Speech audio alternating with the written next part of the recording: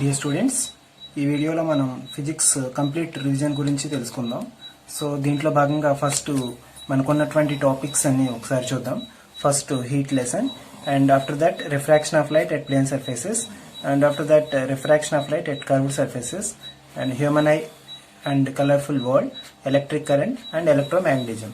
ఈ లెసన్స్ లో మనకి IIIT 2021 కి ఏమేమి ఇంపార్టెంట్ టాపిక్స్ అవన్నీ కూడా ఒకసారి మొత్తం complete revision and most expected and important concepts ని ఒకసారి రివైజ్ చేసుకుందాం. ఓకే,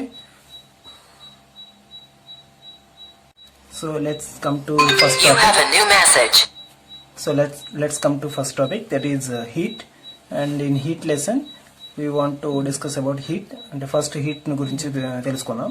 సో హీట్ గురించి మనకి అడిగేటటువంటి ఇంపార్టెంట్ పాయింట్స్ ఏంటంటే, it is a form of energy. It is a form of energy. It is a form of energy. ఇది మనకి ఒక బిట్ గా అడుగుతారు. సో ఈజీగా అడగాలి అని అనుకుంటే కనుక it is a form of energy అని అడుగుతారు.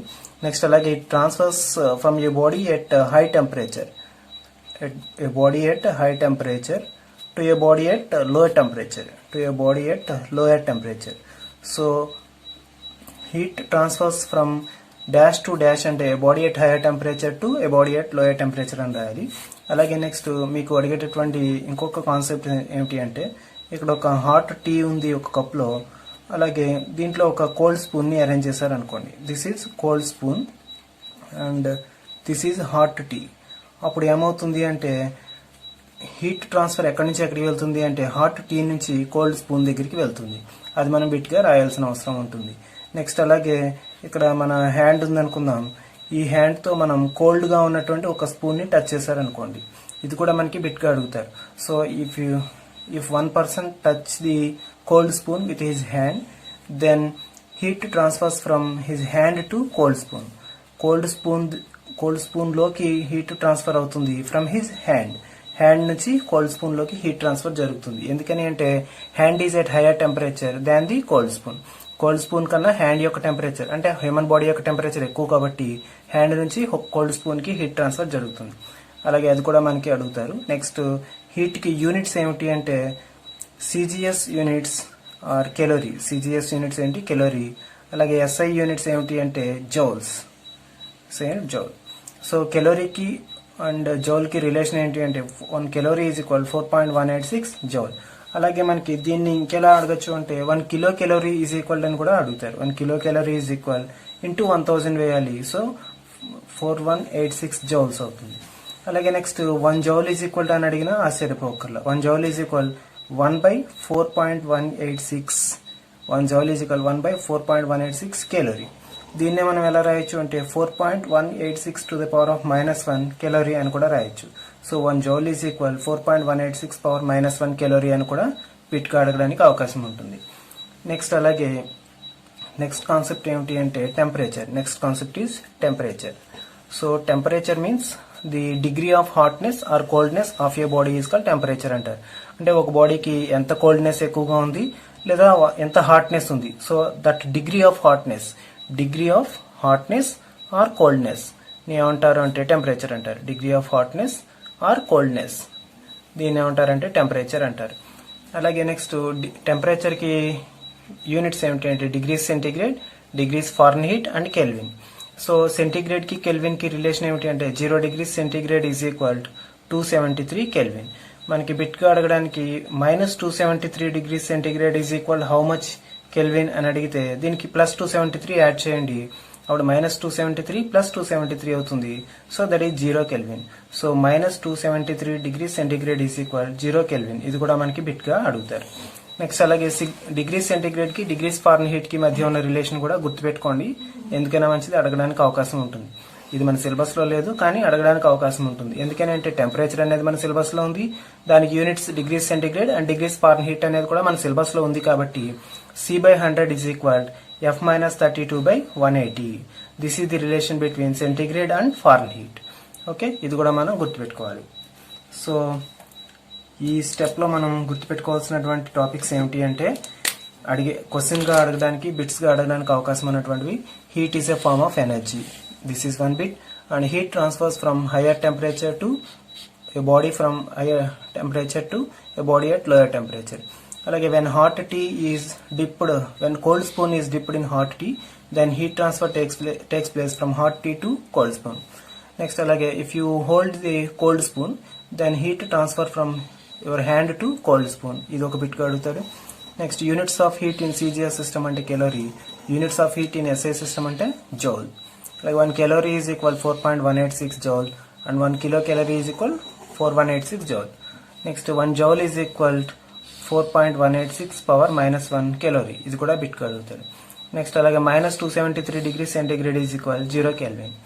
Next 0 degree centigrade is equal 273 Kelvin. Next relation between degree centigrade and Fahrenheit. C by 100 is equal F minus 32 by 180.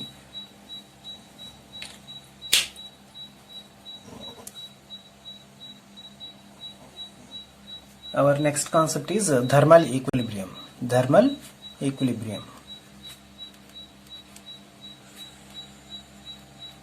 Thermal equilibrium.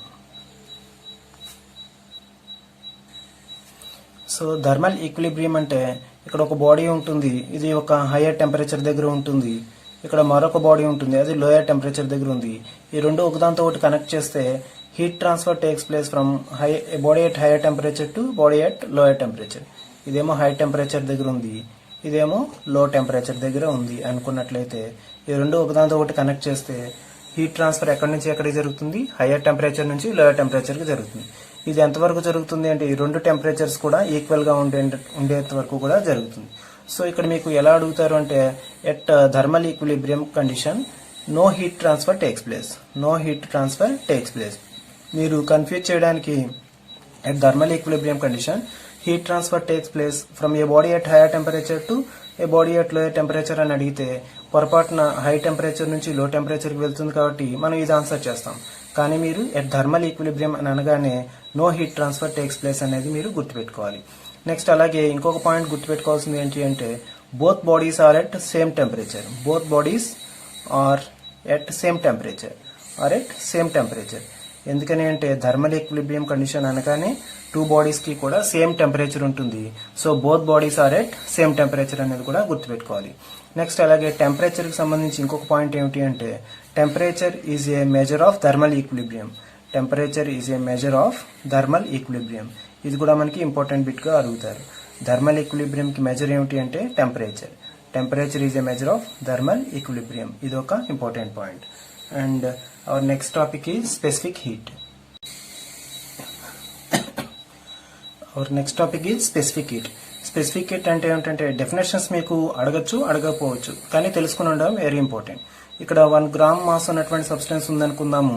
దీని యొక్క టెంపరేచర్ ని మనం 1 డిగ్రీ సెంటీగ్రేడ్ రేజ్ చేయాలని అనుకోండి. అప్పుడు ఇచ్చేటటువంటి హీట్ క్వాంటిటీని ఏమంటారంటే స్పెసిఫిక్ హీట్ అంటారు. So that means amount of heat quantity required for 1 gram mass of a substance to increase its temperature by 1 degree centigrade is called specific heat. So specific heat ని మనం కనుక్కోవడానికి ఒక formula ఉంది, that is Q is equal MS into delta T. So Q అంటే amount of heat absorbed or lost, M అంటే mass of the substance, S అంటే specific heat, delta is the change in temperature. So ఈ ఫార్ములాని base చేసుకొని మనం specific heat S is equal Q by M delta T గా రాయొచ్చు. Q by M delta T. మరి దీనికి units ఏమవుతాయంటే Q కి units calorie per gram degree centigrade. ఇది CGS సిస్టంలో యూనిట్స్ అవుతాయి. అలాగే ఎస్ఐ సిస్టంలో యూనిట్స్ ఏమవుతాయి అంటే జౌల్స్ పర్ కేజీ కెల్విన్. ఇది ఎస్ఐ సిస్టంలో ఉన్నటువంటి యూనిట్స్. అలాగే నెక్స్ట్ స్పెసిఫిక్ హీట్ కి సంబంధించినటువంటి ఇంపార్టెంట్ పాయింట్స్ ఏమిటి అంటే స్పెసిఫిక్ హీట్ కనుక దేనికైనా ఎక్కువగా ఉంది అంటే ఒక సబ్స్టెన్స్ కి దాని యొక్క rate of rise in temperature or rate of fall in temperature. Rate of rise or rate of fall in temperature ఎలా ఉంటుంది అంటే స్లోగా ఉంటుంది, తక్కువగా ఉంటుంది. అలాగే నెక్స్ట్ స్పెసిఫిక్ హీట్ కనుక తక్కువగా ఉంటే rate of rise or rate of fall in temperature ఎక్కువగా ఉంటుంది. ఈ 2 పాయింట్స్ కూడా మీరు జ్ఞాపకం ఉంచుకోవాలి. Suppose specific heat of ice ఎంత ఉంది అంటే 0.5 ఉంటుంది. అలాగే స్పెసిఫిక్ హీట్ ఆఫ్ వాటర్ ఎంత ఉంటుంది అంటే 1 ఉంటుంది. సో దీనికి స్పెసిఫిక్ హీట్ ఎక్కువగా ఉంది కాబట్టి rate of rise or rate of fall in temperature తక్కువగా ఉంటుంది దీనికి.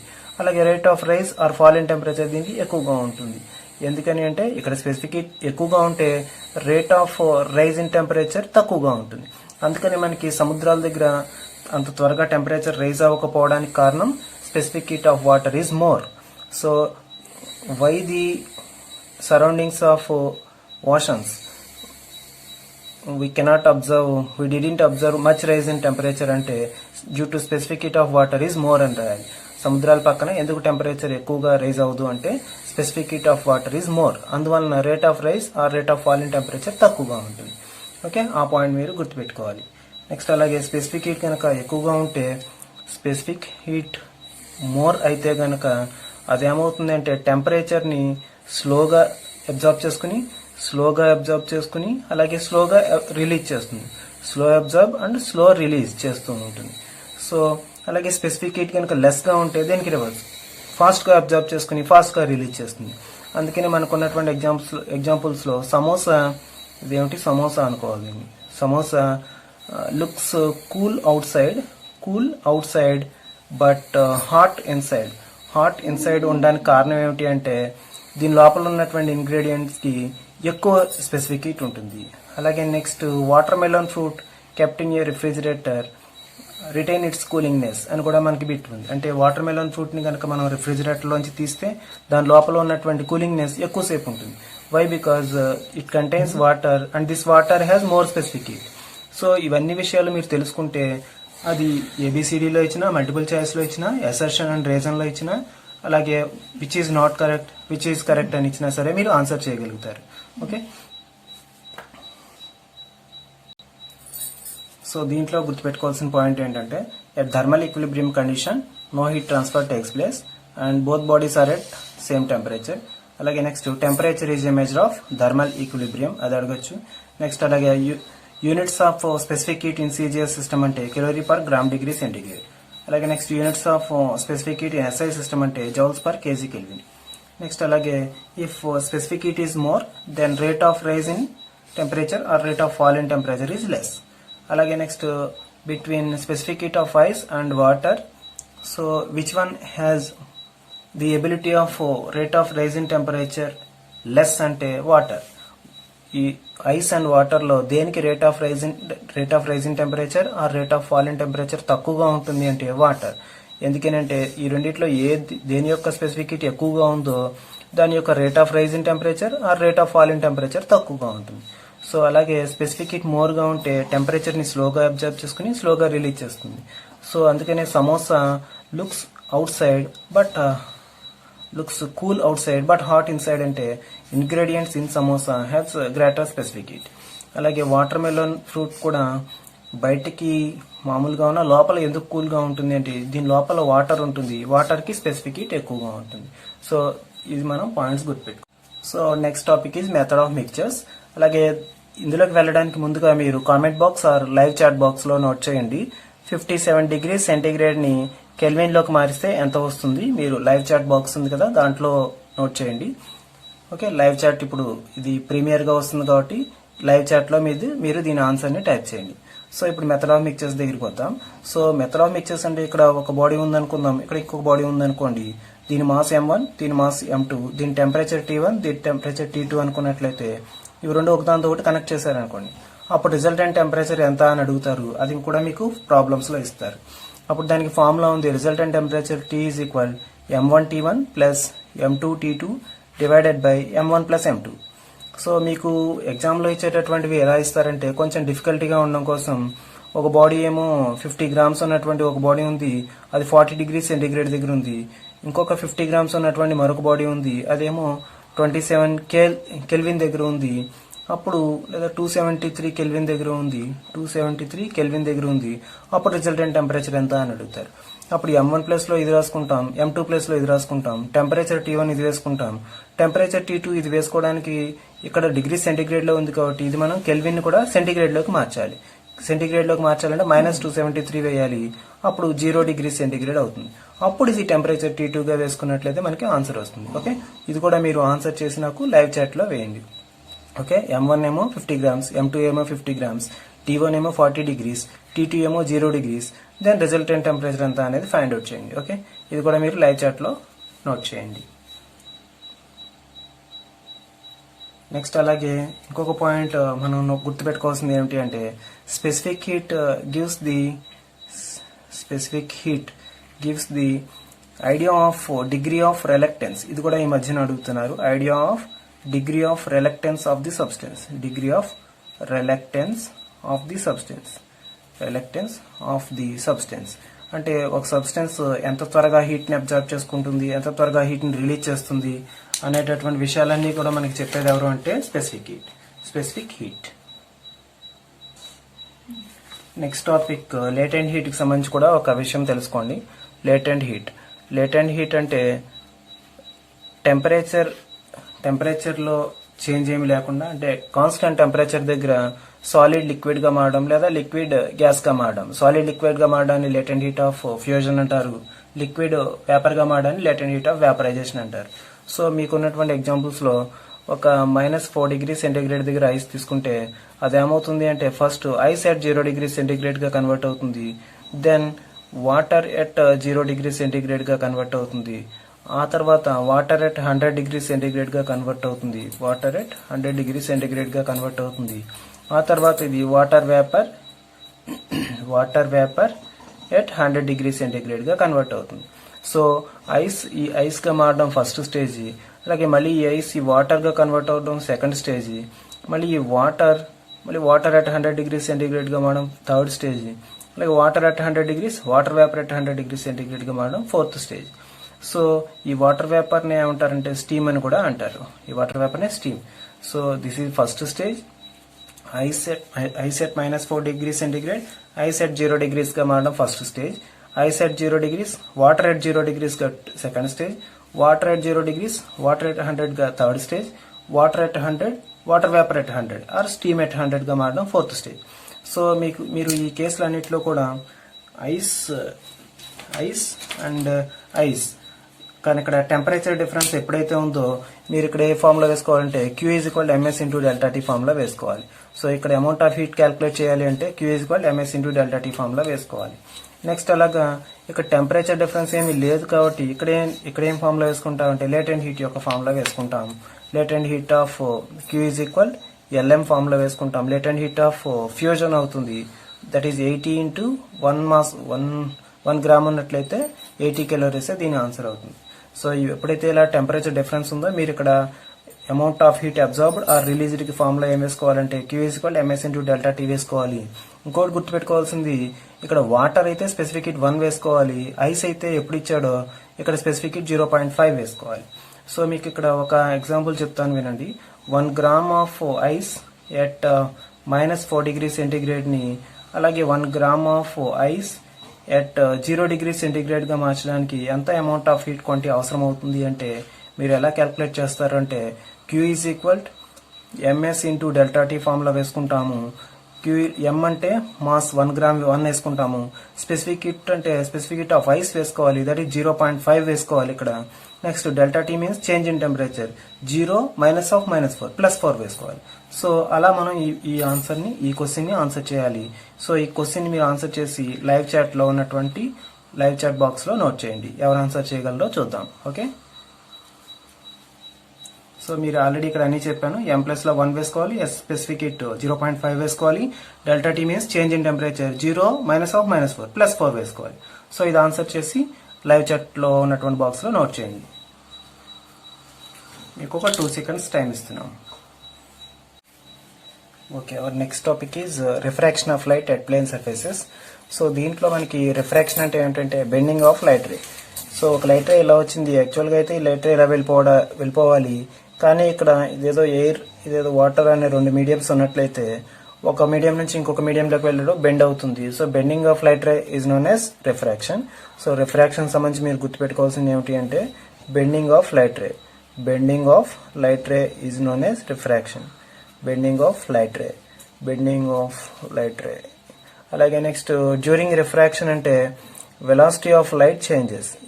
సో ఈ రిఫ్రాక్షన్ అనేటటువంటి ప్రాసెస్ లో ఏమవుతుంది అంటే వెలాసిటీ ఆఫ్ లైట్ చేంజెస్. ఇది ఒక ఇంపార్టెంట్ కాన్సెప్ట్. ఇది మీకు బిట్ గా అడుగుతాడు. నెక్స్ట్ అలాగే wavelength of light changes. Wave length of light కూడా చేంజ్ అవుతుంది. Wave length of light so light యొక్క వేవ్ లెంత్ కూడా ఈ రిఫ్రాక్షన్ అనేటటువంటి ప్రాసెస్లో చేంజ్ అవుతుంది. ఇది కూడా మనకి బిట్గా అడుగుతాడు. ఏం చేంజ్ అవుతాయని, which of the following is not change అని, which of the following is change during refraction అని అడుగుతారు. ఏం చేంజ్ అవుతాయి అంటే వెలాసిటీ ఆఫ్ లైట్ చేంజ్ అవుతుందని రాయాలి, wave length of light change అవుతుందని రాయాలి. నెక్స్ట్ అలాగే frequency is not altered. Which is not altered in the refraction అంటే ఫ్రీక్వెన్సీ ఈజ్ నాట్ ఆల్టర్డ్. ఇది కూడా మనం గుర్తుపెట్టుకోవాలి. సో ఇవన్నీ కూడా మనకి బిట్స్గా అడుగుతాడు. Which is altered in the refraction అని, wavelength, frequency, velocity, speed అని చాలా అడుగుతారు. సో మీరు పెట్టవలసింది ఫ్రీక్వెన్సీ ఈజ్ నాట్ ఆల్టర్డ్, అలాగే wavelength of light changes and velocity of light changes. Next అలాగే light follows Snell's law. So light ఏమవుతుంది అంటే స్నెల్స్ లా అని ఫాలో అవుతుంది. Light follows Snell's law. So మీకు స్నెల్స్ లా అంటే అందరికీ తెలిసినటువంటిదే. That is n1 sin I is equal to n2 sin R. So n1 అంటే refractive index of first medium n1, n2 అంటే refractive index of second medium. I means ఈ normal కి incident రేకి మధ్య ఉన్నటువంటి యాంగిల్ I. అలాగే ఇదేమో refracted ray, this is refracted ray. ఈ రిఫ్రాక్టెడ్ రేకి మధ్య, ఈ నార్మల్ కి మధ్య ఉన్నటువంటి యాంగిలే refracted angle R. So n1 sin I is equal to n2 sin R. దీన్నే మనం ఇంకెలా రాయొచ్చు అంటే n1 by n2 is equal sin R by sin I. ఇది కూడా మనకి స్నెల్స్ లానే. So which of the following is not Snell's law అని, లేదా which of the following is Snell's law అని అడుగుతారు. దీన్ని మనం డిఫరెంట్ టైప్స్ లో n1 by n2 is equal sin R by sin I అని, n1 sin I is equal n2 sin R అని, లేదంటే n2 by n1 is equal sin I by sin R అని అడుగుతారు. ఈ అన్ని కేసుల్లో చూడండి n1 sin I is equal n2 sin R, ఇక్కడ కూడా n1 sin I is equal n2 sin R. So ఇవన్నీ కూడా స్నెల్స్ లానే. సో ఇవన్నీ కూడా మనం జ్ఞాపకం ఉంచుకోవాలి. అలాగే నెక్స్ట్ ఇంకొక కాన్సెప్ట్ గుర్తుపెట్టుకోవాల్సింది ఏమిటి అంటే, ఇప్పుడు ఇక్కడ లైట్ అనేటటువంటి డెన్సర్ మీడియం నుంచి రేరర్ మీడియంలోకి వెళ్తే ఏమవుతుంది, అలాగే రేరర్ మీడియం నుంచి డెన్సర్ మీడియంలోకి వెళ్తే ఏమవుతుంది అనే విషయం కూడా తెలుసుకోవాలి. సో ఫస్ట్ ఈ 2 కేసెస్ గురించి కూడా తెలుసుకుందాం. సో ఇది ఫస్ట్ కేసు అనుకోండి, ఇదేమో సెకండ్ కేసు అనుకోండి. That is here is air and water. Air means it is A rarer medium and water means it's a denser medium. So rarer లోంచి denser లోకి వస్తుంది అనుకుందాం. ఇక్కడ వాటర్ లోంచి ఎయిర్ లోకి వస్తుంది అనుకోండి. వాటర్ మీన్స్ ఇక్కడ డెన్సర్ మీడియం, ఎయిర్ మీన్స్ ఇక్కడ రేరర్ మీడియం. ఇప్పుడు ఏమవుతుందో చూద్దాం. సో ఇప్పుడు ఇక్కడ ఎయిర్ లోంచి వాటర్ లోకి, రేరర్ లోంచి డెన్సర్ లోకి వస్తుంది అనుకుందాం. ఇలా ఒక లైట్ రే వస్తుంది అనుకోండి. యాక్చువల్గా అయితే ఈ లైట్ రే ఇలా వెళ్ళిపోవాలి, కానీ రేరర్ లోంచి డెన్సర్ లోకి రావడం వలన టువర్డ్స్ ది నార్మల్ బెండ్ అవుతుంది. So when a light ray is travelling from rarer to denser medium, it bends towards the normal అని రాయాలి. It bends towards the normal. ఇది కూడా మీకు బిట్స్ గా అడుగుతాడు, వెరీ ఇంపార్టెంట్, టువర్డ్స్ నార్మల్. అలాగే ఇక్కడ angle of incidence and angle of refraction relation తీసుకుంటే angle are is less then angle I ఉంటుంది, లేదా angle I is greater then angle are ఉంటుంది. ఈ 2 ఈక్వేషన్స్ కూడా మనం ఈ 2 ఇన్ఈక్వాలిటీస్ ని గుర్తుపెట్టుకోవాలి. నెక్స్ట్ అలాగే డెన్సర్ నుంచి రేరర్ లోకి వెళ్తుంటే ఎప్పుడైనా సరే ఒక లైట్ ఇలా వెళ్తుంది అనుకుందాం. యాక్చువల్గా అయితే ఇలా వెళ్ళిపోవాలి, కానీ ఇక్కడ రేరర్ మీడియం ఉండడం వలన away from the normal bend అవుతుంది, away from the normal. So ఇక్కడ angle I and angle R తీసుకున్నట్లయితే ఇక్కడ ఏమవుతుంది, అవే ఫ్రమ్ ది నార్మల్ వెళ్ళిపోతుంది ఈ లైట్ రే. అలాగే next angle are is greater than angle I ఉంటుంది, లేదా angle I is less than angle are ఉంటుంది. ఓకే, సో ఇవన్నీ కూడా మనకి ఇంపార్టెంట్ పాయింట్స్. ఏమేం points? So during refraction bending of light ray takes place and velocity of light changes, wavelength of light changes, frequency is not altered, light follows Snell's law. ఇవన్నీ కూడా మనకి bits గా అడుగుతారు. Next అలాగే Snell's law ఏమిటి అంటే which of the following is Snell's law అంటే n1 sin I is equal to n2 sin R, or n1 by n2 is equal to sin I by sin R, sin R by sin I, అలాగే n2 by n1 is equal to sin I by sin R. ఇవన్నీ కూడా Snell's law యొక్క formulas. Next అలాగే rarer లోంచి denser లోకి ఎప్పుడైతే వెళ్తుందో అది టువర్డ్స్ ది నార్మల్ బెండ్ అవుతుంది, angle are is less then angle i అవుతుంది, లేదా angle I is greater then angle r. అలాగే నెక్స్ట్ డెన్సర్ లోంచి రేరర్ లోకి ఎప్పుడైతే వెళ్తుందో away from the normal light ray వెళ్తుంది, అప్పుడు angle are is greater then angle i అవుతుంది, లేదా angle I is less then angle r అవుతుంది. సో ఈ పాయింట్స్ అన్ని కూడా వెరీ ఇంపార్టెంట్.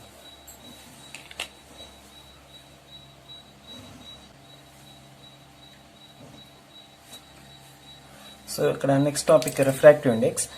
సో ఇక్కడ రిఫ్రాక్షన్ లో మనకి ఏం గమనించామంటే ఒక లైట్ రే ఒక మీడియం నుంచి ఇంకొక మీడియంకి వచ్చేటప్పుడు ఇలా బెండ్ అయి వెళ్తూ ఉంటుంది. అయితే ఇది ఎంత ఎక్కువగా బెండ్ అవుతుంది అనే విషయాలన్నీ తెలియాలి అంటే రిఫ్రాక్టివ్ ఇండెక్స్ మనకి తెలియాలి. ఈ రిఫ్రాక్టివ్ ఇండెక్స్ ఫార్ములా అంటే n is equal c/v. n అంటే refractive index, c means velocity of light in vacuum. So దీని వాల్యూ ఎంత ఉంటుందంటే 3 × 10⁸ metres per second. 3 × 10⁸ metres per second.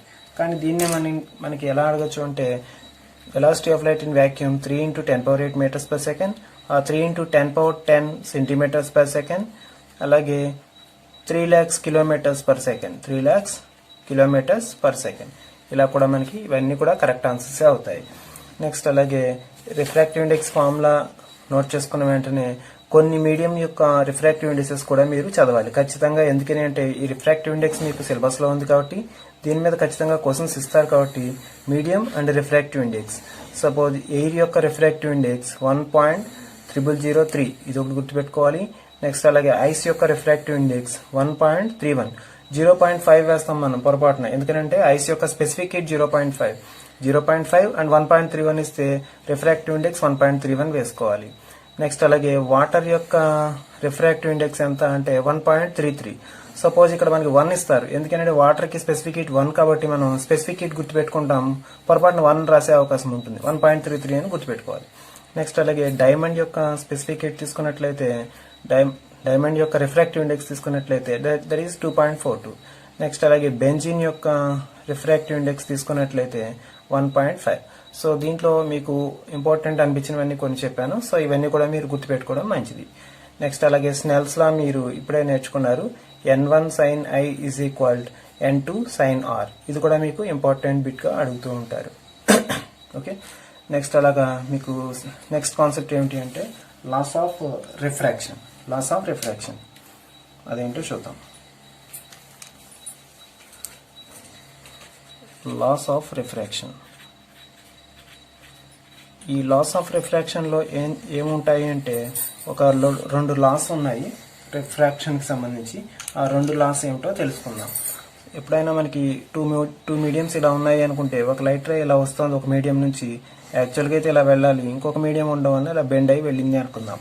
దీన్ని ఏమంటారంటే దీన్ని నార్మల్ అంటారు. This is called normal and this is called incident ray. This is called incident ray and this is called refracted ray. This is refracted ray. So incident రేకి normal కి మధ్య ఉన్న angle of incidence I, and refracted రేకి normal కి మధ్య ఉన్న angle refracted angle R. So ఈ angle I and angle R అనేవి incident angle and refracted angle. మనకి ఇక్కడ లాస్ ఆఫ్ రిఫ్రాక్షన్ ఏం చెప్తుంది అంటే incident ray, refracted ray and normal. Incident ray, refracted ray and normal. Refracted ray and normal ఇవన్నీ కూడా lies on same plane, ఒకే plane లో ఉంటాయని మనకి చెప్తుంది. సేమ్ ప్లేన్ లో ఉంటాయని ఫస్ట్ లా చెప్తుంది. That is first law of refraction. First law of refraction. And second లా ఏం చెప్తుంది అంటే, సో ఈ సెకండ్ లా ఏం చెప్తుంది అంటే light follows Snell's law in refraction. మీకు ఇది కూడా బిట్ గా అడుగుతాడు.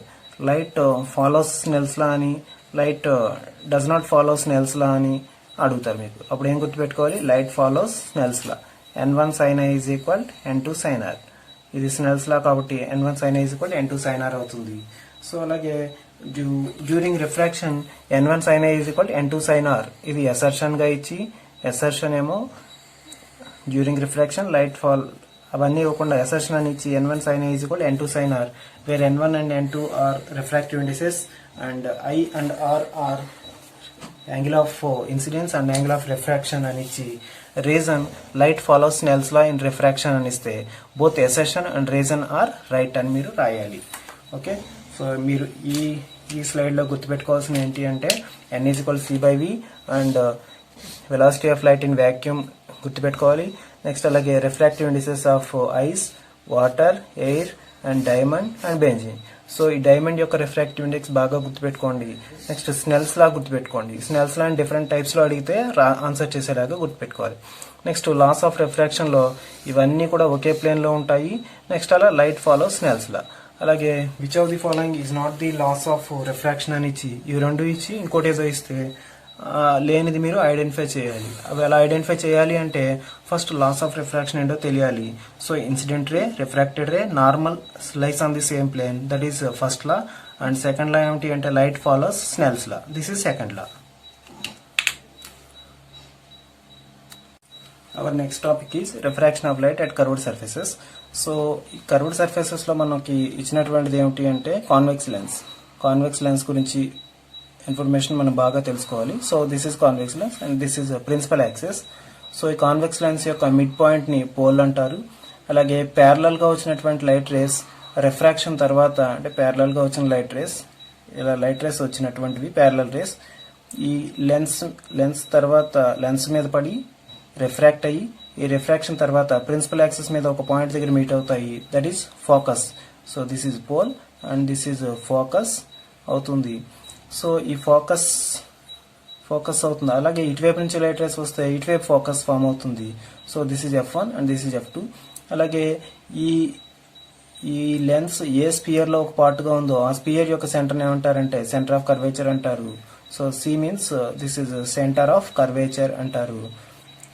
సో ఇందులో మనకి ఈ పోల్ మధ్య లెన్స్ యొక్క మిడ్ పాయింట్ ని పోల్ అంటారు. దీన్నే జియోమెట్రిక్ సెంటర్ అని కూడా అంటారు. Geometric centre or optic centre or pole, ఇందులో ఏమైనా సరే ఒకటే. అలాగే ఈ పోల్ నుండి ఫోకస్ వరకు ఉన్నటువంటి డిస్టెన్స్ పిఎఫ్ ని ఏమంటారంటే ఫోకల్ లెంత్ అంటారు. పిఎఫ్ ని ఏమంటారు ఫోకల్ లెంత్. మీకు ఇలా డ్రాయింగ్ ఇచ్చేసి పిఎఫ్ అని ఇచ్చి పిఎఫ్ ఈజ్ ఈక్వల్ అని అడిగారంటే ఫోకల్ లెంత్ అవుతుంది. లేదా పిఎఫ్ ఈజ్ ఈక్వల్ ఎఫ్సి అవుతుంది. పిఎఫ్ ఈజ్ ఈక్వల్ ఎఫ్సి అవుతుంది. ఇలా డయాగ్రామ్ ఇచ్చి which of the following is incorrect అని ఇచ్చి PF is equal FC, PF is equal to small F, అలాగే PC is equal to PF into 2 అని అలా different types లో మనకు అడగడానికి అవకాశం ఉంటుంది. So PC is equal PF into 2 అవుతుంది. అలాగే PF is equal focal length అవుతుంది. PC is equal PF is equal FC అవుతుంది. పిఎఫ్ ఈజ్ ఈక్వల్ ఎఫ్సి అవుతుంది. దట్ మీన్స్ ఇదంతా ఫోకల్ లెంత్ అనుకుంటే 2 into focal length is equal radius of curvature అవుతుంది. ఈ formula మీరు గుర్తుపెట్టుకోవాలి. So 2f is equal focal length అవుతుంది. సో అప్పుడు రేడియస్ ఆఫ్ కర్వేచర్ ఎంత అవుతుంది మీరు లైవ్ చాట్ బాక్స్ లో నోట్ చేయండి. దీని నుంచి మనం రేడియస్ ఆఫ్ కర్వేచర్ కూడా రాయొచ్చు కదా. రేడియస్ ఆఫ్ కర్వేచర్ ఎంత అవుతుందో మీరు లైవ్ చాట్ బాక్స్ లో నోట్ చేయండి. ఓకే, నెక్స్ట్ అలాగే ఇంకొక విషయం తెలుసుకోవాల్సింది మీకు అలాగే బిట్స్ లో కూడా ఇంకొకలాగా కూడా అడగచ్చు. అదేమిటంటే if focal length is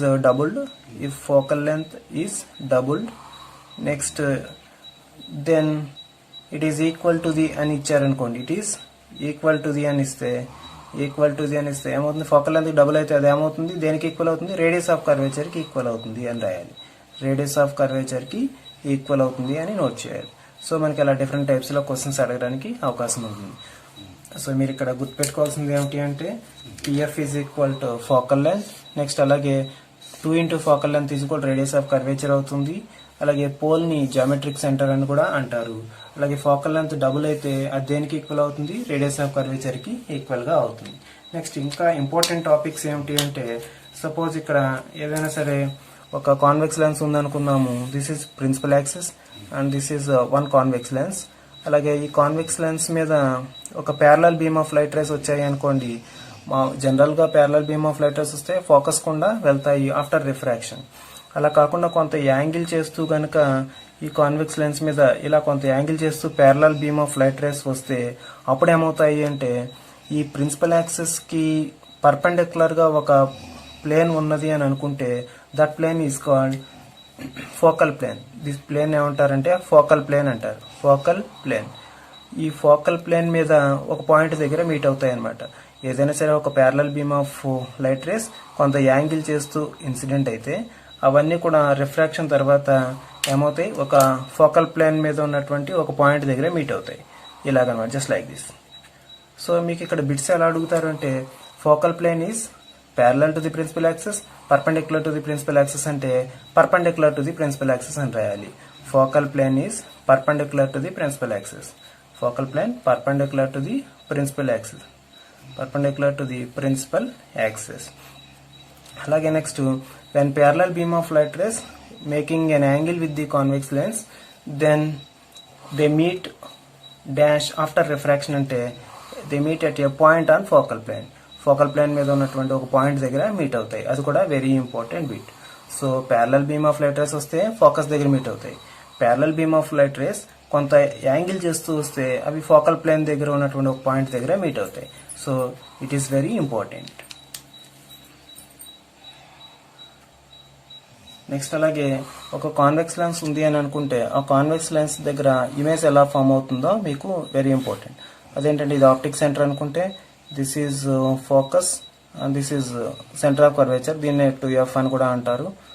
F1 2F1 అని కూడా పిలుస్తాం. అలాగే this is F2 and 2F2.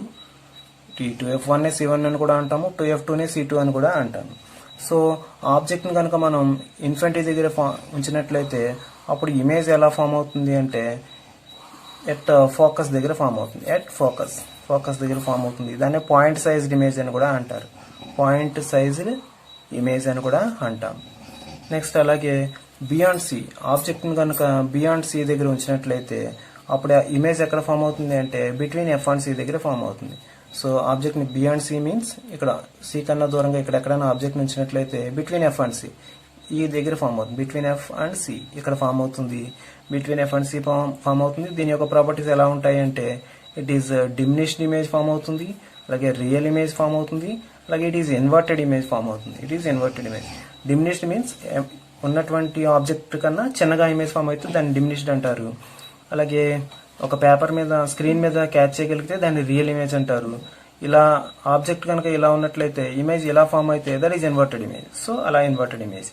Next అలాగే బిట్వీన్ F అండ్ C దగ్గర ఆబ్జెక్ట్ ఉంచినట్లయితే ఇమేజ్ ఎక్కడ ఫామ్ అవుతుంది అంటే బియాండ్ C దగ్గర ఇమేజ్ ఫామ్ అవుతుంది. అప్పుడు బియాండ్ C దగ్గర ఇమేజ్ ఫామ్ అవుతుంది. దాని యొక్క ప్రాపర్టీస్ ఎలా ఉంటాయి అంటే రియల్ ఇమేజ్, అలాగే inverted image, real image and inverted image and magnified image. దీని యొక్క ప్రాపర్టీస్ ఇలా ఉంటాయి.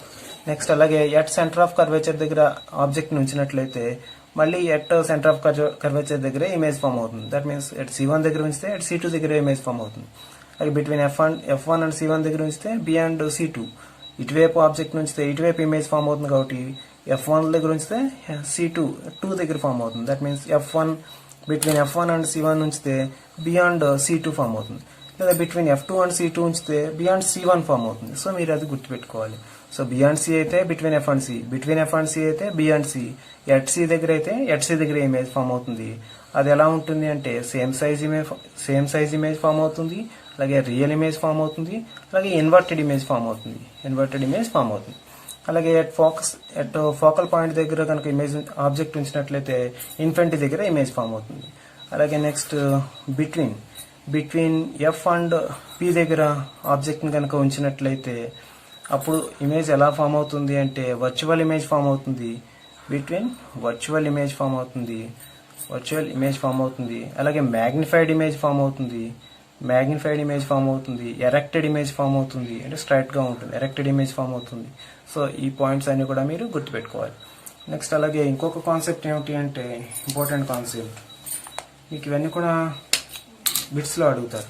బియాండ్ C దగ్గర ఉంచితే ప్రాపర్టీస్ ఆఫ్ ఇమేజ్ ఏమిటి, అలాగే బిట్వీన్ F అండ్ C అయితే ప్రాపర్టీస్ ఏమిటి, ఎట్ C అయితే ప్రాపర్టీస్ ఏమిటి, ఎట్ F అయితే ఇన్ఫినిటీ దగ్గర ఇమేజ్ ఫామ్ అవ్వాలంటే మనం ఆబ్జెక్ట్ ని ఎక్కడ ఏర్పాటు చేయాలి అంటే F దగ్గర. అలాగే వర్చువల్ ఇమేజ్ ఫామ్ అవ్వాలి అంటే ఆబ్జెక్ట్ ని ఎక్కడ అరేంజ్ చేయాలంటే between F and P means optic centre or pole.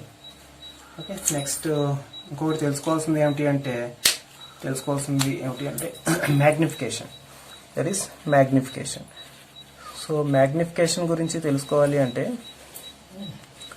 magnification M is equal to height of the image by height of the object or image distance by object distance. ఇలా మనం గుర్తుపెట్టుకోవాలి. అలాగే ఈ magnification కనుక minus value వచ్చింది అనుకోండి, so minus value వస్తే it is inverted image and plus value వస్తే it is erected image. Okay, next అలాగే this is one case. Next అలాగే ఇట్ ఈస్ లెస్ దాన్ 1 అయితే డిమినిష్డ్ ఇమేజ్, అలాగే గ్రేటర్ దాన్ 1 అయితే enlarged image. Greater than 1 means enlarged image. Is equal to 1 means same size image. It is same size. So ఇది మనం ఇలా గుర్తుపెట్టుకోవాలి. అలాగే next ఈ లెసన్ కి సంబంధించి ఇంపార్టెంట్ కాన్సెప్ట్స్ ఇంకేం అడుగుతున్నాడు అంటే virtual image can be virtual image can be seen by our eyes. Virtual ఇమేజ్ని మనం ఏం చేయొచ్చు అంటే కంటితో చూడగలం. Can be seen by our eyes, can be seen. అలాగే next real image cannot be seen by our eyes, cannot be seen with our eyes, cannot be seen. ఈ point మీరు గుర్తుపెట్టుకోవాలి. ఇది మీకు ఖచ్చితంగా బిట్స్లో అడుగుతున్నాడు. Virtual image can be seen by can be seen with our eyes and real image cannot be seen with our eyes. That's why it is catched on the screen మీద అందుకనే మనం పడతాం. నెక్స్ట్ అలాగే ఇంకొక పాయింట్ ఏమిటి అంటే microscope లో use చేసేటటువంటి లెన్స్ ఏమిటి అని అడుగుతున్నారు. సో మైక్రోస్కోప్ లో యూజ్ చేసే లెన్స్ ఏమిటి అంటే that is convex lens. Microscope లో యూజ్ చేసే లెన్స్ ఏమిటి అంటే కాన్వెక్స్ లెన్స్. అలాగే మైక్రోస్కోప్ లో ఆబ్జెక్ట్ యొక్క మ్యాగ్నిఫైడ్ ఇమేజ్ ఫామ్ అవ్వాలి అంటే ఆబ్జెక్ట్ ని ఎక్కడ ఏర్పాటు చేయాలి అని అడుగుతున్నారు.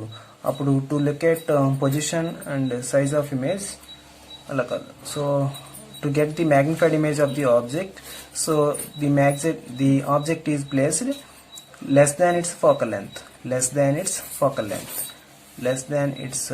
length. అంటే మైక్రోస్కోప్ లో మనం కాన్వెక్స్ లెన్స్ ని యూజ్ చేస్తాం. సో మైక్రోస్కోప్ లో కాన్వెక్స్ లెన్స్ ని యూజ్ చేస్తాము. ఈ ఆబ్జెక్ట్ ని ఎక్కడ ఏర్పాటు చేయాలి అంటే ఈ కాన్వెక్స్ లెన్స్ యొక్క ఫోకల్ లెంత్ కన్నా తక్కువ డిస్టెన్స్ లో, less than it's focal length దగ్గర ఈ ఆబ్జెక్ట్ ఉంచితే అప్పుడు మనకి మ్యాగ్నిఫైడ్ ఇమేజ్ ని మనం చూడవచ్చు. సో ఈ పాయింట్స్ అన్ని కూడా మనకి బిట్స్ గా అడుగుతున్నాడు. నెక్స్ట్ టాపిక్ మనకి ఉన్నటువంటిది ఏమిటి అంటే సిలబస్ లో లెన్స్ ఫార్ములా కూడా మనకి సిలబస్ లో ఉన్నది. ఆ లెన్స్ ఫార్ములా ఏంటో చూద్దాం. లెన్స్ ఫార్ములా ఏమిటి అంటే 1/f is equal 1/v minus 1/u. So ఇందులో v అంటే ఇమేజ్ డిస్టెన్స్, u అంటే ఆబ్జెక్ట్ డిస్టెన్స్, f అంటే ఫోకల్ లెంత్. సో దీంట్లో మీరు ప్రాబ్లమ్స్ లో బాగా గుర్తుపెట్టుకోవాల్సినటువంటి విషయాలు ఏమిటి అంటే ఎప్పుడైనా సరే మనకి కాన్వెక్స్ లెన్స్ ఇచ్చారు అంటే దాని యొక్క ఫోకల్ లెంత్ పాజిటివ్ గా తీసుకోండి. So focal length is positive means it's a convex lens. So convex lens కి ఎప్పుడు ఫోకల్ లెంత్ పాజిటివ్ గా తీసుకోండి. అలాగే కాన్కేవ్ లెన్స్ ఇస్తే కనుక దాని యొక్క ఫోకల్ లెంత్ ఎలా తీసుకుంటారు, నెగిటివ్ గా తీసుకోండి. నెక్స్ట్ అలాగే మనం ఏదైనా సరే ప్రాబ్లమ్స్ చేసేటప్పుడు ఏమవుతుంది అంటే మనకి 1/f is equal 1/v minus 1/u కాబట్టి ఎప్పుడు కూడా డిస్టెన్సెస్ ఎప్పుడు కూడా పోల్ నుండి మెజర్ చేయాలి. ఆల్ ది డిస్టెన్సెస్ ఎప్పుడు కూడా పోల్ నుండి మెజర్ చేయాలి. అలాగే లైట్ వెళ్ళేటటువంటి డైరెక్షన్ లోనే మనం డిస్టెన్సెస్ అన్ని కూడా తీసుకుంటే వాటి యొక్క వాల్యూస్ ని పాజిటివ్ గా తీసుకుంటాం. సో లైట్ ఈ డైరెక్షన్ లో వెళ్తోంది అని అనుకుందాం. డిస్టెన్స్ కూడా మనం ఇదే డైరెక్షన్ లో మెజర్ చేస్తే ఆ డిస్టెన్స్ యొక్క వాల్యూని పాజిటివ్ గా తీసుకోవాలి. నెక్స్ట్ అలాగే లైట్ ఈ డైరెక్షన్ లో వెళ్తుంటే మనం డిస్టెన్సెస్ ని ఈ డైరెక్షన్ లో మెజర్ చేస్తున్నాం అనుకో, అప్పుడు ఏమవుతుంది అంటే మనం దీన్ని నెగిటివ్ వాల్యూగా తీసుకుంటాం. సో ఈ విషయాలు మనం ఫాలో అవ్వాలి. పోల్ నుంచి డిస్టెన్స్ మెజర్ చేయాలి. సపోజ్ ఆబ్జెక్ట్ కనుక ఇక్కడ ఉందని అనుకోండి, అప్పుడు ఈ కాన్వెక్స్ లెన్స్ కి ఆబ్జెక్ట్ మధ్య ఉన్నటువంటి డిస్టెన్సే ఆబ్జెక్ట్ డిస్టెన్స్ అవుతుంది. మరి ఆబ్జెక్ట్ డిస్టెన్స్ తీసుకునేటప్పుడు మనం సైన్ ఎలా తీసుకోవాలంటే ఒక 20 సెంటీమీటర్స్ డిస్టెన్స్ లో ఉంది అని అన్నారనుకోండి, ఆబ్జెక్ట్ నుంచి లైట్ వస్తుంది కాబట్టి లైట్ ఈ డైరెక్షన్ లో వస్తుంది. మన డిస్టెన్స్ దేని నుంచి మెజర్ చేస్తాం, పోల్ నుండి మెజర్ చేస్తాం కాబట్టి డిస్టెన్స్ ఇటువైపు నుండి మెజర్ చేస్తాం. లైట్ ఇలా వెళ్తోంది, డిస్టెన్స్ మనం ఆపోజిట్ లో మెజర్ చేస్తున్నాం, అప్పుడు నెగిటివ్ సైన్ తీసుకోవాలి.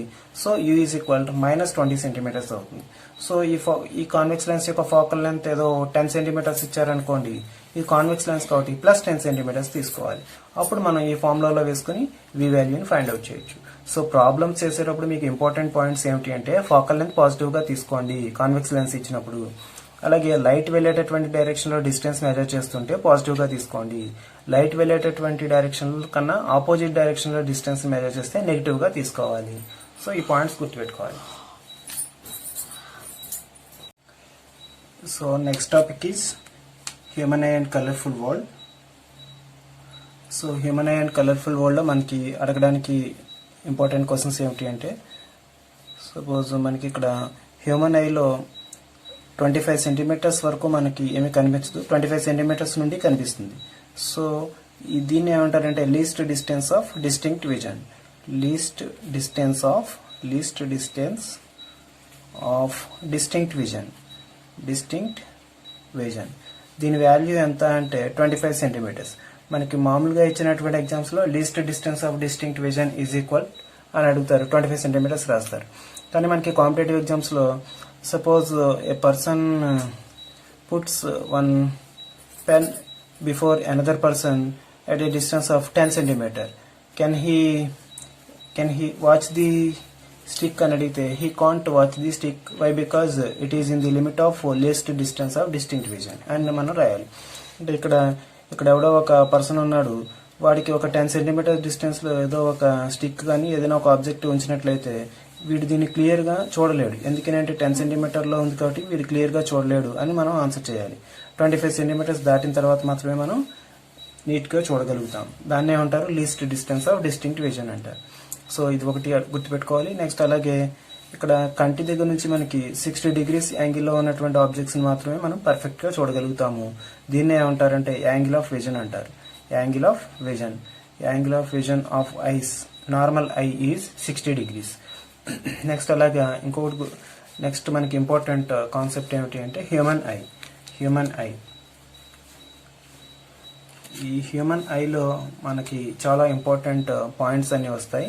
హ్యూమన్ ఐ, ఈ హ్యూమన్ ఐలో ఏమేమి వస్తాయో చూద్దాం. హ్యూమన్ ఐలో ఫస్ట్ మనం గుర్తుపెట్టుకోవాల్సింది హ్యూమన్ ఐలో కార్నియా ఉంటుంది. హ్యూమన్ ఐలో దిస్ ఇస్ కార్నియా. ఈ కార్నియాకి సంబంధించి ఏమిటి అంటే front part of I. It is called front part of I. Front part of I అంటారు కార్నియాని. నెక్స్ట్ అలాగే it is visible part of I. It is visible part of I అని కూడా అంటారు. నెక్స్ట్ అలాగే transparent protective membrane. Transparent protective membrane. మన ఐలో ఉన్నటువంటి transparent protective membrane ఏమిటి అంటే మనం ఏం రాయాలి? కార్నియా అని రాయాలి. నెక్స్ట్ అలాగా behind cornea there is aqueous humour. దీంట్లో ఏముంటుందంటే కార్నియా వెనకాల యాక్వస్ హ్యూమర్ అనేటటువంటి ఒక లిక్విడ్ ఉంటుంది. ఈ లిక్విడ్ ఏం చేస్తుంది అంటే మన కంటిని డ్యామేజెస్ కాకుండా కాపాడుతూ ఉంటుంది. సో యాక్వస్ హ్యూమర్ గురించి రాసుకోవాలి అంటే యాక్వస్ హ్యూమర్ గురించి మనకి ఇచ్చేటటువంటి బిట్స్ ఏమని ఉంటాయి అంటే it protects I from damages. It protects I from damages.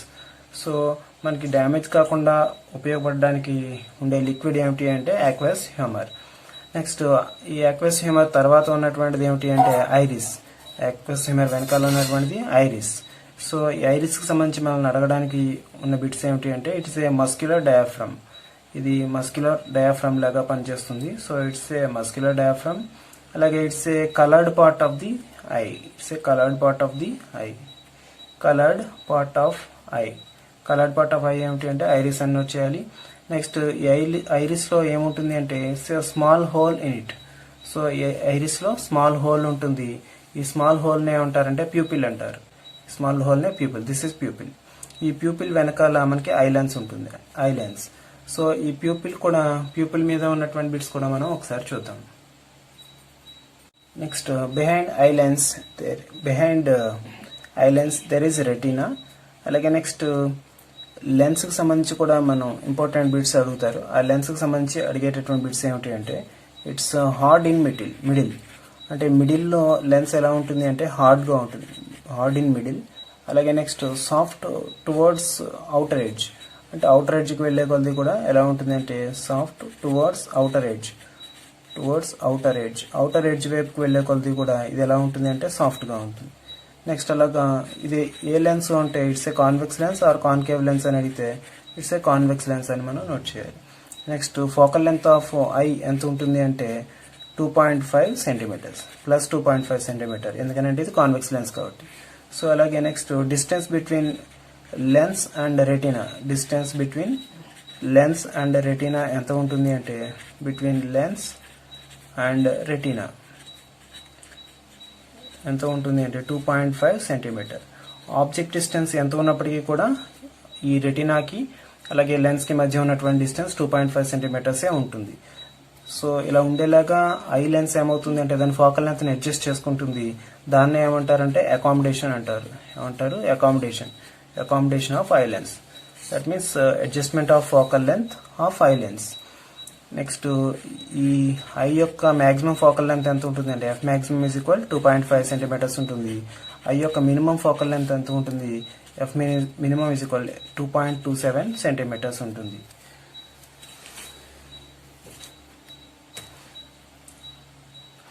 Next అలాగే ఈ ఫోకల్ లెంత్ దేని మీద డిపెండ్ అయి ఉంటుంది అంటే, ఫోకల్ లెంత్ ఆఫ్ లెన్స్ దేని మీద డిపెండ్ అయి ఉంటుంది అంటే, material of the lens which is made, material of the lens మీద డిపెండ్ అయి ఉంటుంది, మెటీరియల్ ఆఫ్ ది లెన్స్ మీద డిపెండ్ అయి ఉంటుంది.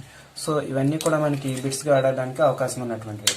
So eye lens in eye is dash at middle అంటే హార్డ్ అట్ మిడిల్, అలాగే సాఫ్ట్ టువర్డ్స్ అవుటర్ ఎడ్జెస్, అలాగే maximum focal length ఎంత ఉంటుంది అంటే 2.5 సెంటీమీటర్, అలాగే మినిమం ఫోకల్ లెంత్ ఎంత ఉంటుంది అంటే 2.27 centimetres. Adjustment of focal length in eye is known as అంటే అకామిడేషన్. అలాగే ఫోకల్ లెంత్ దేని మీద డిపెండ్ అయి ఉంటుంది అంటే మెటీరియల్ ఆఫ్ ది లెన్స్ మీద డిపెండ్ అయి ఉంటుంది. Next topic electric current. Electric current లెసన్లో మనం ఏం తెలుసుకోవాలంటే, ఎలక్ట్రిక్ కరెంట్ డెఫినేషన్ ఉంది. Current I is equal Q by T. అంటే ఇక్కడ ఏదైనా ఒక కండక్టర్ ఉంది అనుకుంటే, Q అనే ఛార్జ్ పాసింగ్ అవుతుంది అనుకుందాం T అనే సెకండ్స్లో. So the amount of charge passing through the conductor in 1 second is called current. So దీంట్లో మనకి బిట్గా అడగడానికి ఏమిటి అంటే 1 ampere is equal 1 coulomb by 1 second. ఎందుకని అంటే కరెంట్కి యూనిట్స్ ఆంపియర్స్, ఛార్జ్కి యూనిట్స్ కూలూమ్స్, టైంకి units seconds. So 1 ampere is equal 1 coulomb by 1 second అని అడుగుతారు, లేదా 1 coulomb is equal 1 ampere into 1 second. ఇది కూడా మనకి బిట్గా అడుగుతారు. నెక్స్ట్ ఉన్నటువంటిది ఏంటి అంటే potential difference. Next heading is potential difference. Next concept potential difference. ఈ పొటెన్షియల్ డిఫరెన్స్ అంటే ఏంటో చూద్దాం. పొటెన్షియల్ డిఫరెన్స్ అంటే కూడా మీకు చాలా ఈజీగానే ఉంటుంది. సో ఏదైనా సరే ఒక ఎలక్ట్రిక్ ఫీల్డ్ ఉంది అనుకుంటే, అనుకుందాం. సో దట్ మీన్స్ ఇక్కడ ఒక కండక్టర్ ఉంది అనుకుందాం, దీంట్లో ఏమైనా 2 పాయింట్స్ ఉన్నాయి అనుకుందాం, A అండ్ B. ఒక పాయింట్ నుంచి మరొక పాయింట్కి యూనిట్ పాజిటివ్ ఛార్జ్ని మూవ్ చేయడానికి అవసరమయ్యేటటువంటి వర్క్ డన్, దీన్ని ఏమంటారంటే పొటెన్షియల్ డిఫరెన్స్ అంటారు. That means amount of work done in bringing A unit positive charge from A point to another point in an electric field is known as potential difference. So potential difference V is equal W by Q అవుతుంది. So V means potential difference, దీనికి volts అవుతాయి. W means work, so దీనికి units joules అవుతాయి. So Q means coulomb, Q means charge, so దానికి units coulombs అవుతాయి. So 1 volt is equal 1 joule by 1 coulomb. ఇది ఒక formula, ఇది కూడా మనకి బిట్స్గా అడుగుతారు. దీన్ని బట్టి మనం ఇంకేం రాయొచ్చు అంటే 1 joule is equal 1 volt into 1 coulomb. Okay. Next అలాగే 1 coulomb is equal how much? దీని నుంచి మనం ఇది లైవ్ చాట్లో మీరు ఆన్సర్ నోట్ చేయండి. సో మనం 1 ampere is equal 1 coulomb by 1 second, ఇదైనా బిట్గా అడుగుతారు. 1 coulomb is equal 1 ampere into 1 second, ఇది కూడా బిట్గా అడుగుతారు. V is equal W by Q, ఇది కూడా బిట్గా అడుగుతారు. అలాగే 1 volt is equal 1 joule by 1 coulomb, ఇది కూడా బిట్గా అడగడానికి అవకాశం ఉంటుంది. నెక్స్ట్ టాపిక్ ఏంటి అంటే ఓమ్స్ లా. ఓమ్స్ లా ఏం చెప్తుంది అంటే, ఎక్కడైనా ఒక కండక్టర్ ఉంది అంటే కనుక the potential difference between the across the 2 ends of the conductor is directly proportional to its current passing through it at constant temperature. అలాగే V proportional to I means V is equal some constant into I, that is IR, or I is equal V by R. This is the Ohm's law. I is equal V by R. So I అంటే ampere, దీనికి units ampere. V అంటే voltage, దీనికి units 1 volt. And R means resistance, దీనికి units ohm. So ఇది కూడా మనకి బిట్గా అడగడానికి అవకాశం ఉంది. 1 ampere is equal 1 volt by 1 ohm, లేదా 1 volt is equal 1 ampere into 1 ohm, ఇది కూడా మనకి బిట్స్గా అడుగుతారు. సో ఈ రకంగా మనకి బిట్స్గా అడగడానికి అవకాశం ఉన్నటువంటివన్నీ కూడా మనం ప్రాక్టీస్ చేయాలి. సో ఓమ్స్లోని ఫాలో అయ్యే కండక్టర్స్ని ఓమిక్ కండక్టర్స్ అంటారు. ఈ ఓమిక్ కండక్టర్స్లో Vకి Iకి కనుక గ్రాఫ్ గీస్తే ఇది ఒక స్ట్రైట్ లైన్ వస్తుంది. సో దీనికి ఎగ్జాంపుల్స్ ఏమిటి అంటే metals, all metals are examples of ohmic conductors. మరి నాన్ ఓమిక్ కండక్టర్స్కి ఎగ్జాంపుల్ ఏమిటి అంటే, నాన్ ఓమిక్ కండక్టర్స్కి ఎగ్జాంపుల్ సెమీ కండక్టర్స్ అన్నీ కూడా non ohmic conductors. That means LED bulb కానీ, జెర్మేనియం కానీ, సిలికాన్ కానీ, ఇవన్నీ కూడా నాన్ ఓమిక్ కండక్టర్స్. మరి నాన్ ఓమిక్ కండక్టర్స్కి గ్రాఫ్ గీస్తే ఎలా వస్తుంది అంటే, Vకి Iకి మధ్య గ్రాఫ్ గీస్తే అది స్ట్రైట్ లైన్గా ఉండదు, కర్వ్డ్ లైన్ వస్తుంది. Okay. So this is the difference between ohmic and non ohmic conductors. Next factors effecting resistance of the the resistance of the conductor, affecting the resistance of conductor. Resistance of conductor. So ఏ factors resistance ని effect చేస్తాయి అంటే R resistance length మీద depend అయి ఉంటుంది, R proportional to L. That means R1/R2 is equal L1/L2. దీని మీద మీకు ఖచ్చితంగా ప్రాబ్లమ్స్ అడుగుతారు. ఇక్కడ ఒక వైర్ ఉంది, దీని యొక్క రెసిస్టెన్స్ 8 ohm, అలాగే దీని యొక్క లెంత్ L1 2 meters అని అనుకోండి. ఇక్కడ మరొక వైర్ ఉంది, దాని యొక్క లెంత్ 4 meters, దాని యొక్క రెసిస్టెన్స్ ఎంత అని అడుగుతారు. సో దీన్ని మీరు ఈ ఫార్ములాలో సబ్స్టిట్యూట్ చేసి ఆన్సర్ని లైవ్ చాట్ బాక్స్లో నోట్ చేయండి. ఓకే, సో R1 ఉంది, L1 ఉంది, L2 ఉంది, R2 ఫైండ్ అవుట్ చేయాలి. ఈ ఫార్ములాని యూజ్ చేసి మీరు ఫైండ్ అవుట్ చేయండి. నెక్స్ట్ అలాగే ఇంకొకటి ఏంటంటే relation R proportional to 1/A. R is inversely proportional to area of cross section. That means R1/R2 is equal A2/A1. ఈ ఫార్ములా కూడా నోట్ చేసుకోవాలి. సపోజ్ R1 ఎంతో కొంత ఇస్తారు, R2 ఎంతో కొంత ఇస్తారు, A1 ఇచ్చి A2ని ఫైండ్ అవుట్ చేయమంటే మనం ఈ ఫార్ములాని యూజ్ చేసి మనం ఫైండ్ అవుట్ చేయొచ్చు. అలాగే ఏరియా ఇవ్వకుండా రేడియస్ మాత్రమే ఇచ్చారు అంటే, సపోజ్ ఇది వైర్ అనుకుంటే ఇది ఏరియా ఆఫ్ క్రాస్ సెక్షన్ కాబట్టి ఈ రేడియస్ ఇచ్చినట్లయితే దీని ఏరియా ఎలా ఫైండ్ అవుట్ చేయాలి, πr² ఫార్ములాని యూజ్ చేసి మనం ఫైండ్ అవుట్ చేస్తాం. π అంటే 22/7, ఇక్కడ ఇచ్చినటువంటి రేడియస్ తో మనం ఫైండ్ అవుట్ చేస్తాం. ఓకే,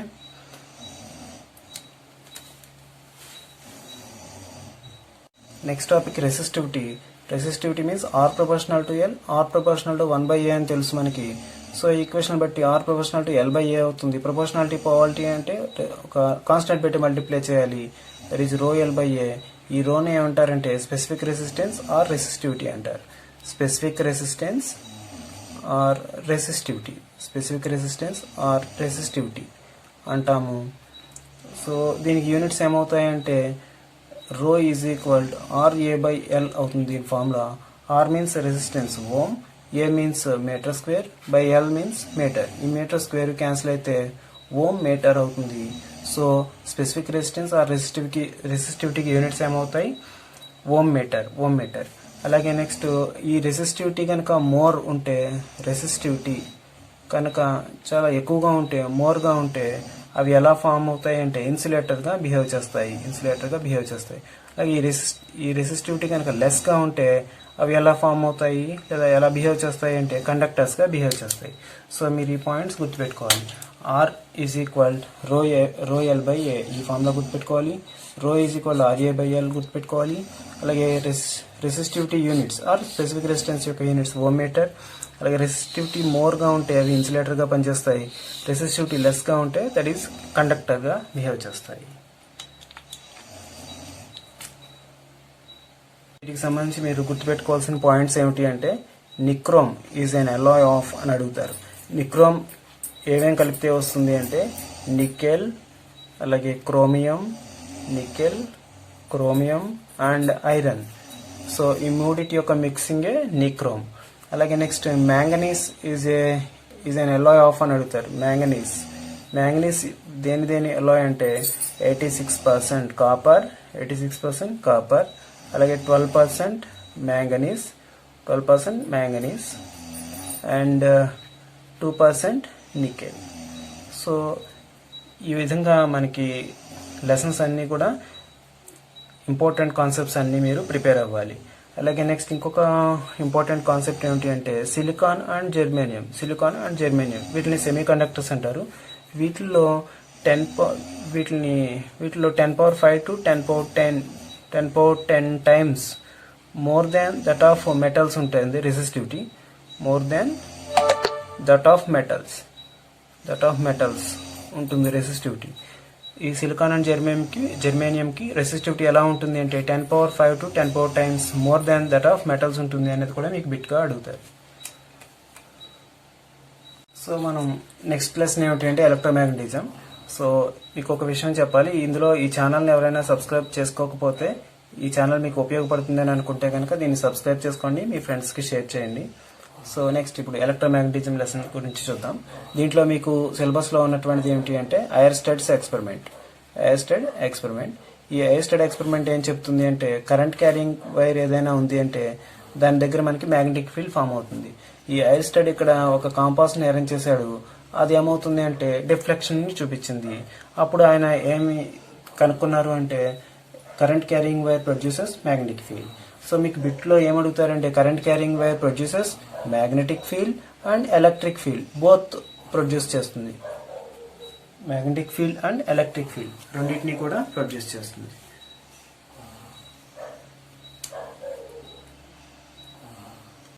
సో మీకు ఇక్కడ ఎలక్ట్రిక్ ఫీల్డ్ ప్రొడ్యూస్ చేస్తుందా మ్యాగ్నెటిక్ ఫీల్డ్ ప్రొడ్యూస్ చేస్తుందా అని అడిగితే both electric field and magnetic field కూడా ప్రొడ్యూస్ చేస్తుందని రాయాలి. అలాగే నెక్స్ట్ కరెంట్ క్యారింగ్ వైర్ కింద కాంపాస్ ని కనుక మనం ప్లేస్ చేస్తే అది ఖచ్చితంగా నార్త్ అండ్ సౌత్ డైరెక్షన్స్ ని చూపించదు. ఎందుకని అంటే కరెంట్ క్యారింగ్ వైర్ దగ్గర దీని వల్ల కొంత మ్యాగ్నెటిక్ ఫీల్డ్ ఉంటుంది కాబట్టి ఎర్త్ యొక్క మ్యాగ్నెటిక్ ఫీల్డ్ ఈ మ్యాగ్నెటిక్ ఫీల్డ్ రెండు ఇన్ఫ్లుయెన్స్ అయ్యి నార్త్ అండ్ సౌత్ డైరెక్షన్స్ ని చూపించదు. అలాగే నెక్స్ట్ దీంట్లో మనం ఇంకా తెలుసుకోవాల్సినవి ఏమిటి అంటే ఇక్కడ ఒక మ్యాగ్నెట్ ఉంది అంటే మ్యాగ్నెట్ యొక్క నార్త్ పోల్ నుండి సౌత్ పోల్ వరకు కూడా మ్యాగ్నెటిక్ లైన్స్ ఆఫ్ ఫోర్స్ ఇలా ఫామ్ అవుతూ ఉంటాయి. సో ఈ మ్యాగ్నెటిక్ లైన్స్ గురించి కూడా మీకు ఇంపార్టెంట్ బిట్స్ అడుగుతారు. నార్త్ పోల్ నుండి స్టార్ట్ అవుతాయి అలాగే సౌత్ పోల్ లోకి ఎంటర్ అయిపోతాయి. అలాగే వీటికి సంబంధించి మిమ్మల్ని అడిగేటటువంటి బిట్స్ ఎలా ఉంటాయి అంటే ఈ magnetic lines of force north pole నుండి స్టార్ట్ అవుతాయి అదొకటి, అలాగే సౌత్ పోల్ లో ఎండ్ అవుతాయి అదొకటి. అలాగే next magnetic lines of force are closed loops అనేది గుర్తుపెట్టుకోవాలి. నెక్స్ట్ అలాగే do not intersect each other, ఇవి ఒకదాంతో ఒకటి ఇంటర్సెక్ట్ చేసుకోవు. So do not intersect each other. అలాగే మ్యాగ్నెట్ లోపల సౌత్ నుంచి నార్త్ వైపుగా ట్రావెల్ చేస్తాయి. నెక్స్ట్ అలాగే ఈ మ్యాగ్నెటిక్ లైన్స్ ఆఫ్ ఫోర్స్ మీద ఏదైనా ఒక పాయింట్ దగ్గర మ్యాగ్నెటిక్ ఫీల్డ్ యొక్క డైరెక్షన్ కావాలి అంటే tangent drawn at that point gives the direction of magnetic field. ఈ పాయింట్ దగ్గర మనకి డైరెక్షన్ ఆఫ్ మ్యాగ్నెటిక్ ఫీల్డ్ కావాలి అంటే ఇక్కడ టాంజెంట్ గీసుకోవాలి. ఈ పాయింట్ దగ్గర మ్యాగ్నెటిక్ ఫీల్డ్ కావాలి అంటే డైరెక్షన్ ఇక్కడ టాంజెంట్ గీసుకోవాలి. So this tangent gives the direction of magnetic field. This tangent gives the direction of magnetic field అవుతుంది. నెక్స్ట్ అలాగే ఇవన్నీ కూడా ఇమాజినరీ లైన్స్. ఇది కూడా మనకి బిట్ గా అడగడానికి అవకాశం ఉంటుంది. నెక్స్ట్ టాపిక్ ఏమిటి అంటే magnetic flux. So magnetic flux అంటే ఏమిటి అంటే ఇప్పుడు ఇక్కడ ఏదైనా ఒక మ్యాగ్నెట్ ఉంది అని అనుకుంటే this is north pole, this south pole అనుకుంటే ఈ మ్యాగ్నెట్ నుంచి వచ్చేటటువంటి మ్యాగ్నెటిక్ లైన్స్ ఆఫ్ ఫోర్స్ వీటిని ఏమంటారంటే మ్యాగ్నెటిక్ ఫ్లక్స్ అంటారు. సో ఇక్కడ ఏదైనా సరే ఒక ప్లేన్ ఈ మ్యాగ్నెటిక్ ఫీల్డ్ కి పర్పెండిక్యులర్ గా అరేంజ్ చేసినట్లయితే the magnetic lines of force passing through a plane of area kept perpendicular to the field is known as magnetic flux. ఎప్పుడైనా సరే ఒక ప్లేన్ ని పర్పెండిక్యులర్ గా ఉంచినప్పుడు మాత్రమే మ్యాగ్నెటిక్ ఫ్లక్స్ ఉంటుంది, ప్యారలల్ గా ఉంచినట్లయితే మ్యాగ్నెటిక్ ఫ్లక్స్ ఉండదు. ఇది విషయం మీరు గుర్తుపెట్టుకోవాలి. సో మ్యాగ్నెటిక్ ఫ్లక్స్ యూనిట్స్ ఏమిటి అంటే weber. Units of magnetic flux in SI system are weber. So మీకు నార్త్ పోల్ నుండి స్టార్ట్ అవుతాయి, సౌత్ పోల్ లో ఎండ్ అవుతాయి, ఇది closed loops, do not intersect. South pole నుంచి నార్త్ పోల్ వైపు వెళ్తాయి మ్యాగ్నెట్ లోపల. అలాగే ఏదైనా పాయింట్ దగ్గర మ్యాగ్నెటిక్ ఫీల్డ్ యొక్క డైరెక్షన్ కావాలంటే ఆ పాయింట్ దగ్గర గీసిన టాంజెంటే డైరెక్షన్ ఆఫ్ మ్యాగ్నెటిక్ ఫీల్డ్ ఇస్తుంది. అలాగే ఇవన్నీ ఇమాజినరీ లైన్స్. అలాగే current carrying wire produce electric field and magnetic field. అలాగే మ్యాగ్నెటిక్ ఫ్లక్స్ యొక్క యూనిట్స్ ఏమిటి అంటే వెబర్. ఓకే, హైయెస్టెడ్ ఎక్స్పెరిమెంట్ ఏం చెప్తుంది అంటే కరెంట్ క్యారింగ్ వైర్ ఏదైనా ఉంది అంటే దాని దగ్గర magnetic field and electric field కూడా ఫామ్ అవుతుంది అని చెప్తుంది. సో ఈ పాయింట్స్ అన్ని కూడా important. So next magnetic flux density అంటే ఏమిటి అంటే ఇప్పుడు ఇక్కడ ఏదైనా ఒక మ్యాగ్నెటిక్ ఫీల్డ్ ఉందనుకుందాము, this is north pole and south pole. Magnetic field యొక్క డైరెక్షన్ ఎలా ఉందనుకోండి, అప్పుడు ఇక్కడ ఉన్నటువంటి ఏదైనా ఒక ప్లేన్ ఉందనుకుందాం పర్పెండిక్యులర్ గా, ఒక యూనిట్ ఏరియాలో ఎంతైతే మ్యాగ్నెటిక్ ఫ్లక్స్ వెళ్తుందో పై వెళ్తుందో దాన్నే మ్యాగ్నెటిక్ ఫ్లక్స్ డెన్సిటీ అంటారు. The formula is magnetic flux density is equal phi by A. Phi అంటే మ్యాగ్నెటిక్ ఫ్లక్స్, ఏ అంటే ఏరియా. సో దీని యూనిట్స్ ఏమవుతాయి అంటే వెబర్ పర్ మీటర్ స్క్వేర్ అవుతాయి. Weber per metre square is the unit. అలాగే next ఈ plane కనుక పర్పెండిక్యులర్ గా ఉంది అంటే అక్కడ మ్యాగ్నెటిక్ ఫ్లక్స్ డెన్సిటీ మోర్ గా ఉంటుంది. పర్పెండిక్యులర్ గా ఉంటే అక్కడ మ్యాగ్నెటిక్ ఫ్లక్స్ డెన్సిటీ మోర్ ఉంటుంది.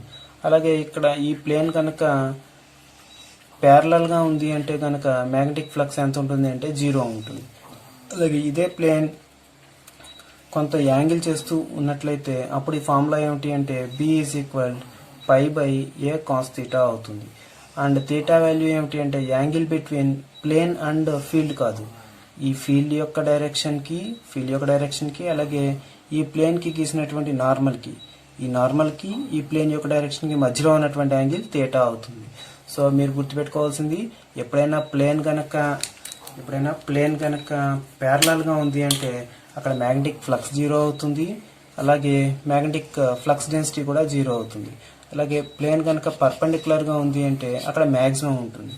అలాగే ఇక్కడ కొంత యాంగిల్ చేస్తూ ఉంది అంటే b is equal π by a cos θ formula వేసుకోవాలి మనం. సో వీటి గురించి మనం ప్రాబ్లమ్స్ కూడా చేసాం మన వీడియో ఛానల్లోనే. IIIT వీడియో లెసన్స్ లో మీకు ఈ ఎలక్ట్రోమాగ్నెటిజం సంబంధించినటువంటి ప్రాబ్లమ్స్ అలాగే వీడియో లెసన్ కూడా మీకు ఫైండ్ అవుట్ చేయగలుగుతారు. Okay, right.